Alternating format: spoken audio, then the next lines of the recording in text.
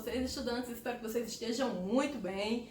Nessa aula de hoje, nós iremos tratar aqui sobre o tema globalização. Lembrando que esta aula está sendo ministrada, está sendo gravada para você aí que não tem acesso às nossas aulas pelo Meet, tá? Só que você que também tem acesso ao Meet, mas está aí com alguma dúvida, enfim, sobre esse assunto, você pode utilizar essa aula como um recurso também aí para sanar suas dúvidas, ok? Bem, pessoal, globalização nada mais é do que um processo de interconexão, interdependência entre as diversas nações mundiais, ok? Então, há aí um processo de interdependência muito grande entre essas nações. Muitas vezes você pode estar aí se perguntando como assim interdependência, se tem países que são potências mundiais, se tem países aí que realmente são muito sofisticados, que têm um desenvolvimento econômico muito grande, mas ele é dependente, professora? Como assim ele é dependente? Ele é dependente sim. Exemplo, Japão. Japão é um país bem pequenininho que fica localizado na Ásia. Vocês sabem que o Japão é uma potência tecnológica, não é? Um país extremamente desenvolvido. No entanto, quando se trata de alimentação, o Japão tem que importar alimentos porque ele não consegue produzir alimentos para toda a sua população dentro do seu território. Porque o território japonês é pequeno e a população é muito grande, ela chega em torno aí a 126 milhões de habitantes. Então veja, o Japão, mesmo sendo um país tão desenvolvido, ele depende muito dos outros, tanto para comprar aquilo que ele não produz, quanto para que ele possa vender para os demais países os seus produtos modernos aí, sofisticados, desenvolvidos tecnologicamente. Mas aí é muito importante que vocês saibam que existem dois fatores predominantes para que possa ocorrer de fato o processo de globalização, que é o desenvolvimento do sistema de transporte e do sistema de comunicação. Eu quero que isso fique bem claro aí na cabecinha de vocês, ok? A globalização, tal como ela ocorre hoje, ela só é possível graças a esse desenvolvimento dos transportes e das comunicações. Vocês podem achar que o processo de globalização ele é novo, mas não. O processo de globalização é bem antigo. A palavra globalização é que é uma palavra nova, mas o processo de globalização é bem antigo e ele data aí das grandes navegações. Como assim, professora? Globalização nas grandes navegações? Não estou entendendo. Exatamente. A globalização ela vai começar quando os povos começam a se aproximar, mesmo que de maneira difícil, como foi no caso aí do processo de colonização aqui da América. Eles saíram da Europa nas caravelas, aqueles transportes que só chegavam a 16 km por hora, né? E vieram até o território brasileiro. Imagina só, naquelas caravelas que chegavam a uma velocidade mínima, né? Então passaram 60 dias no mar para poder chegar aqui ao Brasil. Então esse foi o início, foi o princípio do processo de globalização. Porque antes a Europa, a África e a Ásia, que eram territórios que estão ali bem próximos uns dos outros, né? Eles ficavam isolados e a América totalmente isolada aqui com os seus povos nativos, né? Então a gente começa a ter essa aproximação quando o europeu ele atravessa o Oceano Atlântico e chega até a colônia aqui, no caso as colônias americanas, né, que passaram a ser após a chegada desses europeus. Ok, pessoal? Bem, a globalização ela também tem algumas características que a gente precisa ressaltar. Exemplo. Por conta desse desenvolvimento dos sistemas de transportes, nós temos hoje em dia muitas migrações, elas são muito mais fáceis, tendo em vista que você sai de um local bem distante e chega com poucas horas em outro país, tá? Nós temos também todo um desenvolvimento comercial, ou seja, os países dependem muito uns dos outros para essas trocas comerciais, não é isso? É tanto que se você dê uma analisada aí na sua casa, for procurar os produtos que você tem, produtos que são industrializados, a maioria vão ser produtos, né, que agrega valor em algum sentido, são produtos que são produzidos na China, enfim, produtos que vêm de outros países, para vocês perceberem a interdependência que este processo gera. Mas outra questão, vocês têm que prestar muitíssima atenção na seguinte frase: globalização também promove exclusão social. Quer dizer, como assim, professora? todo mundo não tá unido, todo mundo não tá, né? Todo mundo tá desenrolado aí, fazendo amizade, galera do mundo todo. Bem, não é bem assim, certo? Os países muito desenvolvidos, eles estão ganhando muito, né? Porque, querendo ou não, ainda há um sistema de exploração em relação aos países menos favorecidos. É importante que vocês lembrem. E outra coisa, enquanto tem países extremamente desenvolvidos e países que utilizam muito os benefícios desse processo de globalização, há outros países que não promovem nem sequer os itens básicos para a sobrevivência das suas nações. Então, infelizmente, o processo de globalização, ele é excludente, ele não inclui todo mundo. Ah, todos os países estão amiguinhos. Não, não é bem assim, certo? É claro que há facilidades, sim, mas ainda há muito que ser superado em relação a essas diferenças gritantes entre as nações. Bem, pessoal, todas as nossas aulas nós vamos contar com um querido coleguinha, que é o Hamster, e ele tem algumas dúvidas a respeito deste processo. Fala aí, Hamster, quais são as suas dúvidas? Olá, professora.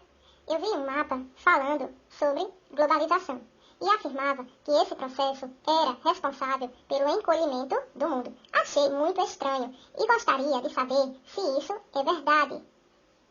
Ah, Hamster, entendi suas dúvidas. Bem, aquele mapinha que você observa que parece um funil, né? Que você tem um planeta lá bem grandão, lá em 1500, e depois esse planeta começa a reduzir de tamanho. Na realidade, você deve saber que o espaço terrestre, ele nunca mudou de tamanho, ele continua tendo as suas mesmas dimensões territoriais. No entanto, o que vai mudar é a noção espacial das pessoas, da humanidade, em relação a espaço e tempo. Por quê? Porque com a evolução dos sistemas de transportes, as nossas noções diante deste fato, elas foram muito alteradas. Por quê? Porque você sai de Recife hoje de 11 horas da noite e no outro dia chega em Portugal, com 7 horas e meia você já está no outro continente. Então, as noções que nós temos sobre distâncias, elas mudaram muito nos últimos anos em relação aí ao fator transporte, né? Tendo em vista que eles ganharam muita velocidade. Nós temos aí os trens-balas, que chegam a 300, 400 km por hora, né? Nós temos também os aviões, que chegam a mais de 1000 km por hora, que são os principais meios de comunicação, né? Os principais meios de transportes, que são muito velozes, que são muito rápidos, tá bom? Espero que você tenha entendido, Hamster. Ah, agora eu entendi. Professora, eu gostaria de tirar mais uma dúvida. Me explica quais são os pontos positivos e negativos da globalização, por favor. Ah, meu amiguinho, eu entendi perfeitamente qual é a sua indagação. Ou seja, você sabe que todo processo ele tem pontos positivos e pontos negativos. Bem, os pontos positivos da globalização são muitos, como por exemplo, nós temos aí o grande desenvolvimento das tecnologias, e a gente não pode negar, né, se desenvolveram muito nos últimos anos.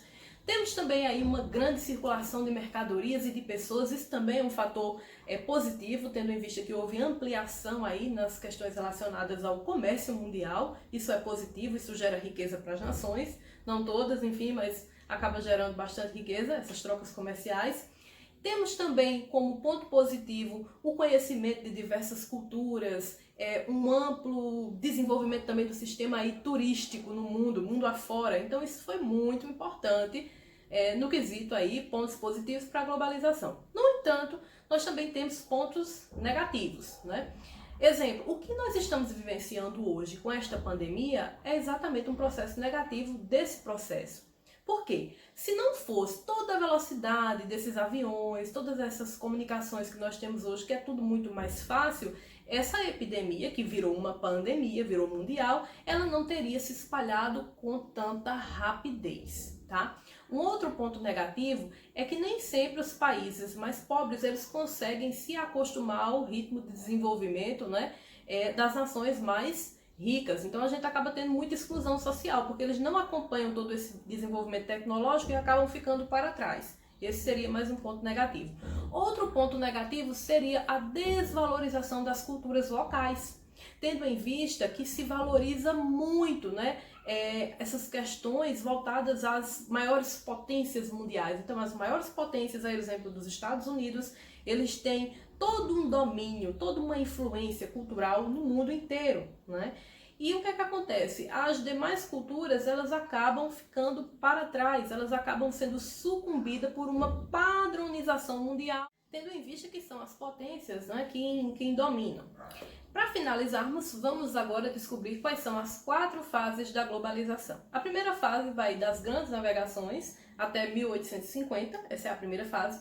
A segunda fase vai de 1850 até 1945. Vocês podem perguntar, professor, essa segunda fase, o que foi que aconteceu? A primeira eu sei que os transportes eram lentos, enfim, a gente teve a primeira revolução em 1750, né, que fabricava mais alimentos, bebidas, e essa segunda fase, que vai de 1850 a 1945, o que é que ela tem de interessante? Bem, para vocês terem uma ideia, vai ser exatamente em 1850 que a gente vai começar com a segunda revolução industrial. E essa revolução ela vai ser responsável aí pelo surgimento de alguns itens muito importantes, como o telefone, o telégrafo, o rádio, a televisão, os automóveis, os aviões, certo? Então a gente vai pegar aí o final do século XIX, início do século XX, quando a gente começa a ter um maior desenvolvimento tecnológico, tá? A terceira fase vai ser desde 1945, com o final da Segunda Guerra, até o final da Guerra Fria, que vai até 1990. Vocês vão dizer, professora, o que é que tem a ver a Guerra Fria com o processo de globalização? Bem, vai ser exatamente no período da Guerra Fria, esse meio século, que nós vamos ter um alto desenvolvimento nos sistemas de transporte e de telecomunicações, tendo em vista que tanto os russos, a União Soviética, quanto os Estados Unidos estavam querendo mostrar para o mundo que eram melhores, que eram mais desenvolvidos tecnologicamente. Então começa a corrida armamentista, a corrida espacial. Então o homem vai à Lua, o homem lança o primeiro foguete, o homem lança o primeiro satélite. Então todas essas conquistas, elas marcam esse período, né, entre o embate ideológico entre Estados Unidos e a União Soviética. Okay? Lembrando que os Estados Unidos representavam o sistema capitalista e a União Soviética representava o sistema socialista, que não vai dar certo, tanto que em 1990 a União Soviética ela vai se fragmentar inteira e cada país vai se tornar aí capitalista. A quarta fase vai começar com o fim da Guerra Fria, de 1990, até os dias atuais, ou seja, onde nós temos aí um imperialismo do sistema capitalista como sistema dominante e o surgimento aí de várias grandes potências, como o Japão, a Alemanha, a Inglaterra, ou seja, e a própria China, que vem se desenvolvendo muito tecnologicamente. Pessoal, espero que vocês tenham compreendido melhor o conteúdo. Não deixem de ler os capítulos e espero que o nosso querido amigo Hamster também tenha compreendido. Até a próxima! Agora sim, professora, estou craque e vou ler todo o percurso 1 do meu livro de geografia para ficar um gênio em globalização e tirar 10 na prova. Até a próxima!